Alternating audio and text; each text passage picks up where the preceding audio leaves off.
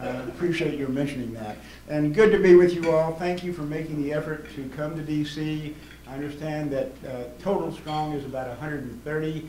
Unfortunately, I saw Bo leaving as I was coming in. I understand his wife isn't well, so he had to leave early, but appreciate his organizational efforts as well.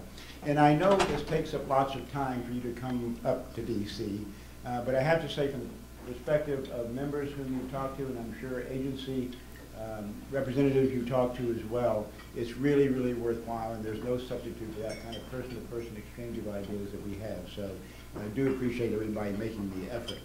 I wanted to just mention a couple of things. You all know that the political landscape has changed dramatically in the last couple of months.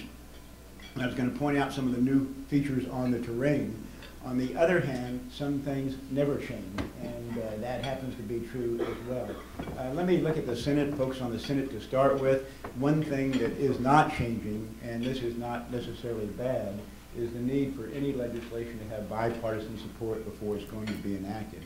Yes, we know that the Republicans are the new majority in the Senate, but there are only 54 Republicans. Almost anything in the Senate can move, including amendments, takes 60 votes, so no matter what, anything that's going to be enacted in law is going to be bipartisan. So that's almost more of a reminder to Republicans than a reminder to Democrats who are fully aware of that. But the idea is that they're going to be seeing lots of compromise, and there's nothing wrong with compromise as long as the individuals who are negotiating are going in the direction that they want to go. This is a real digression, but years ago I read a book called Integrity by a Yale Law School professor, John Carter. And he made the point of compromise and negotiation that as long as you were moving the ball in the direction you wanted to go, there was nothing wrong with an incremental approach. And that's going to have to be the approach, I think, in this Congress as much as anything else. You are seeing one change in the Senate that is dramatic, and that is the number of votes that they take and the number of votes that the minority is allowed to have. John Cornyn was telling us this last Thursday that in the Senate, they have already had as many votes on amendments in the last 3 weeks as they had in the last 2 years. And so it is going to be much more active, much more busy.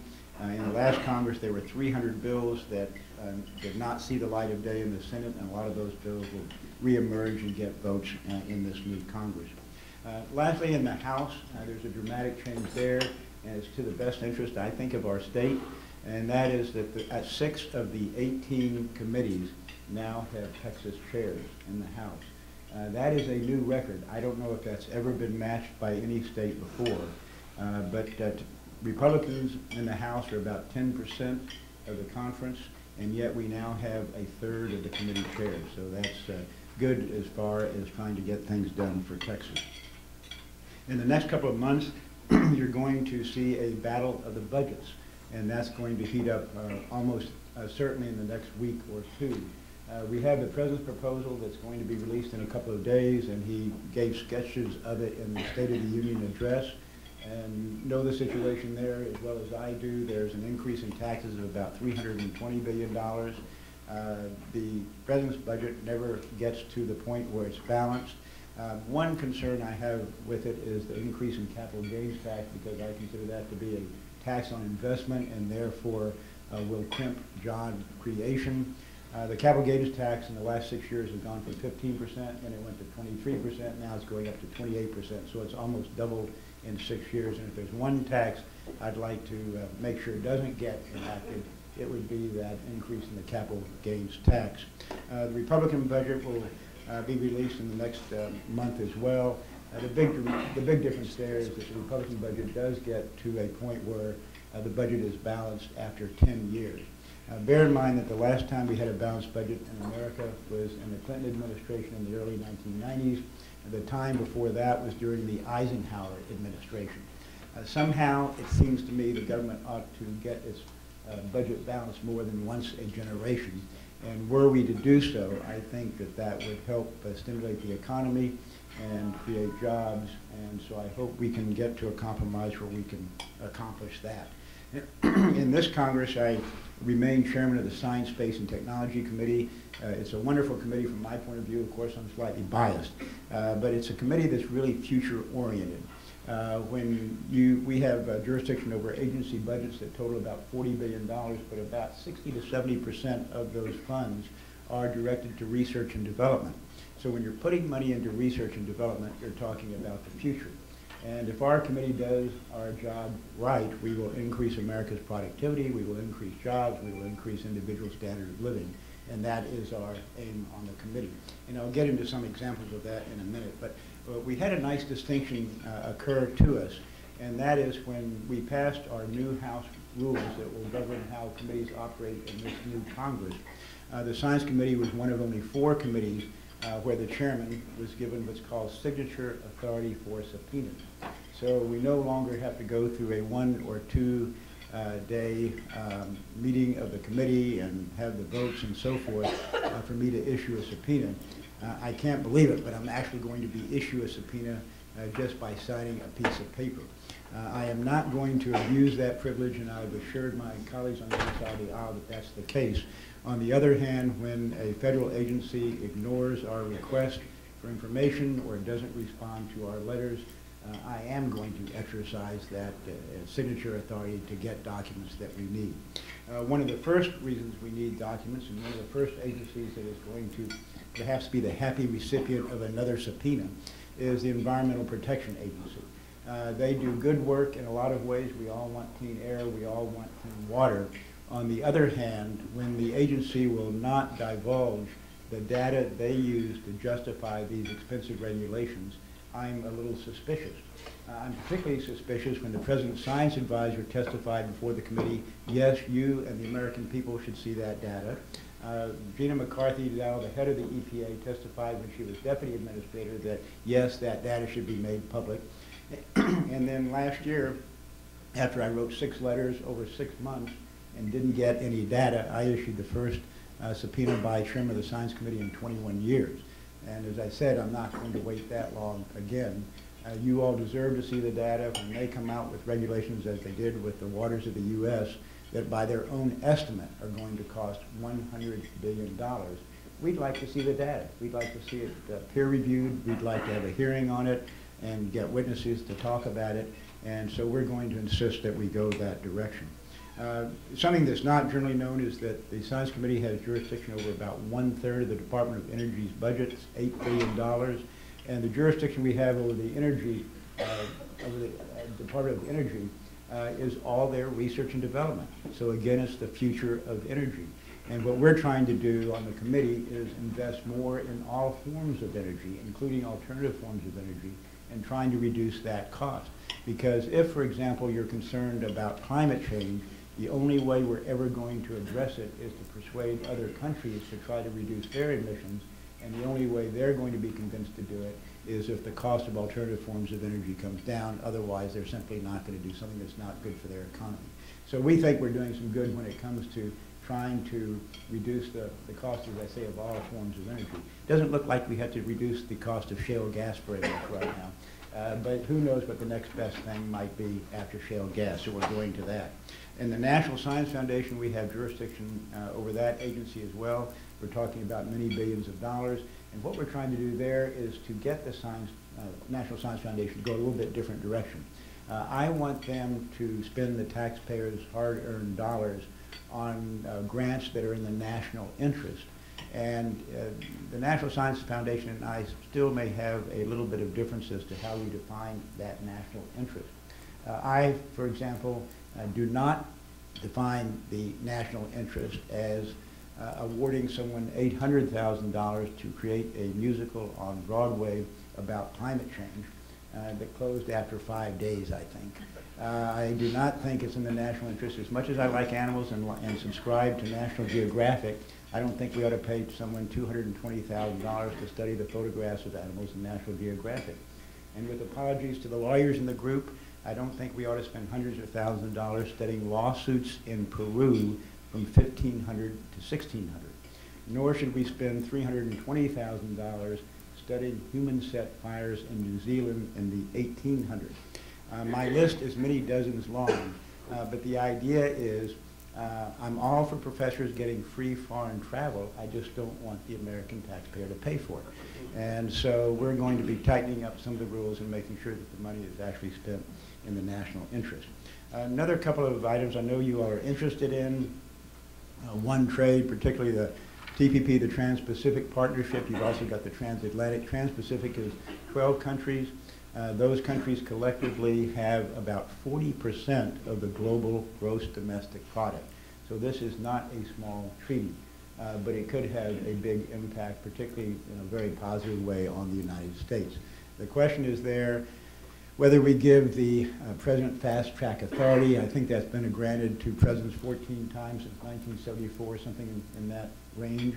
And I think we're still not sure. A lot of us still want to find out what's going to be in that Trans-Pacific Pact before we sign off on Fast Track Authority, where all we do is get our up or down vote. So when the President sketches out the contours of the trade agreement that he might be proposing, then hopefully we'll get behind it, because I know trade is good. Lastly, and I should have known better than to end with this subject. One, because you're going to guess, if I say what is the most controversial, most sensitive, most complex, most intractable political issue there is, what would it be? Right, immigration. Probably not the best one to end on, but it might generate some questions.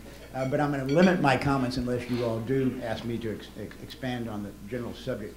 As Sam mentioned, I'm on the Judiciary Committee. I'm still on the Immigration Subcommittee that I used to chair. And in fact, in an hour, and this is what I wanted to mention, in an hour we're actually having a hearing on a bill that I introduced in the last Congress that I'll be introducing in the next few days, probably.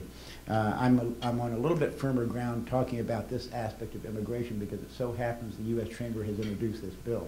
And this is a bill called, it's the E-Verify system, it's the American Workforce Act, but this is where employers will have 2 years to sort of phase in a system whereby they check to make sure that their future employees are eligible to work in the United States.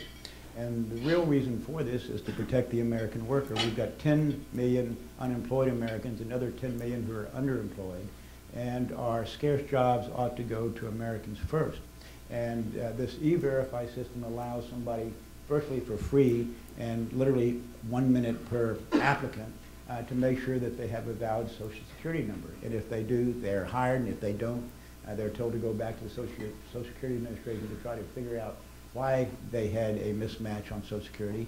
And if they can't figure it out, they can't be hired. And if they can figure it out, they will be hired.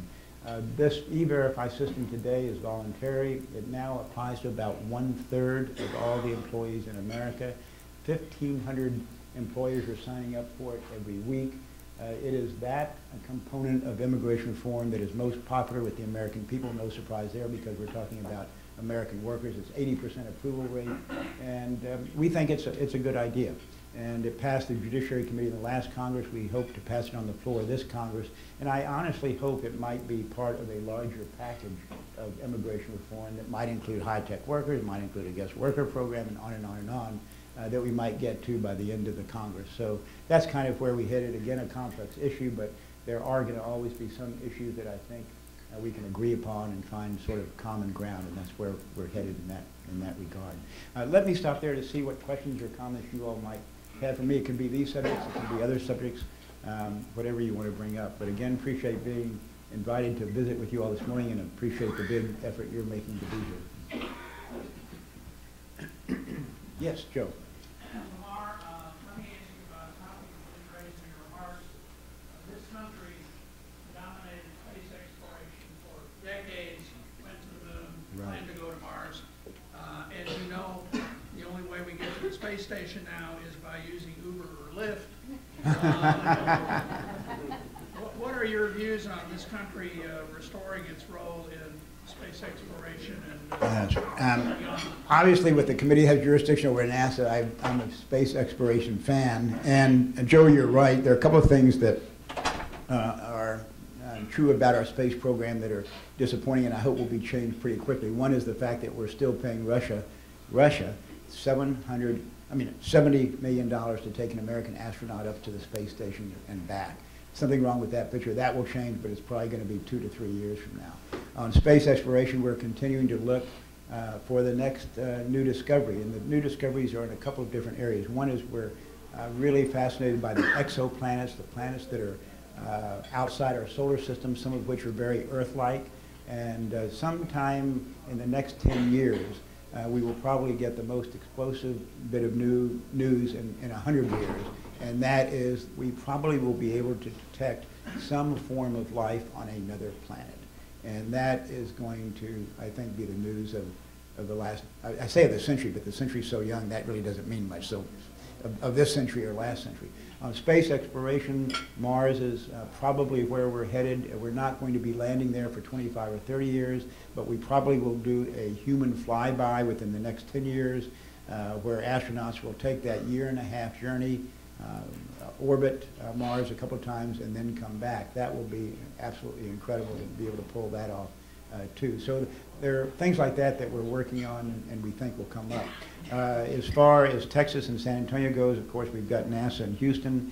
In my district, I've got UTS, University of Texas Health Science Center, and University of Texas, both of whom get millions and millions of dollars every year in NASA contracts. So even though I don't have a NASA facility, I have a vested interest in NASA's well-being as well. But it's a fascinating subject in lots and lots of ways.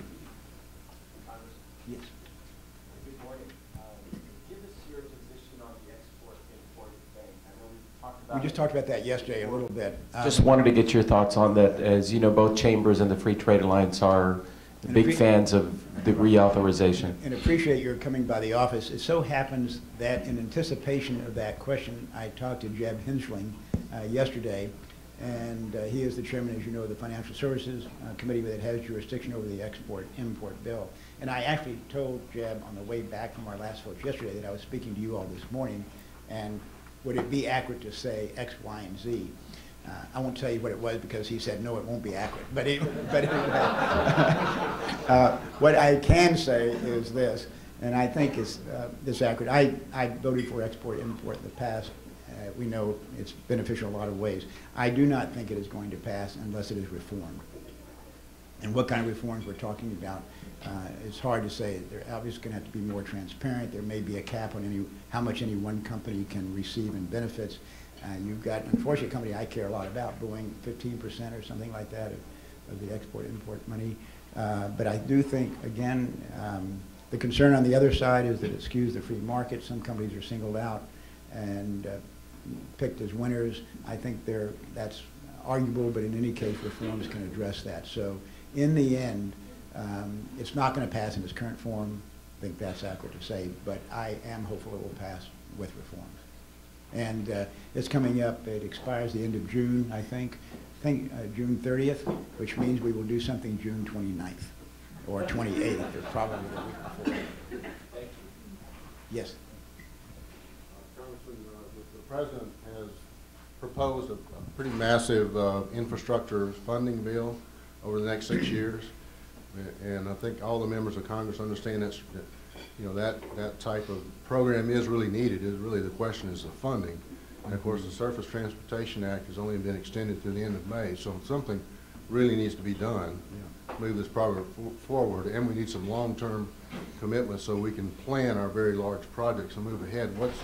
What is Congress's proposal to find the funding for such a program? Well, as you know, the transportation bill is actually supposed to come along about every 5 years. It's a massive bill. We're already a year and a half late in passing a transportation bill, so we're overdue and it will come up.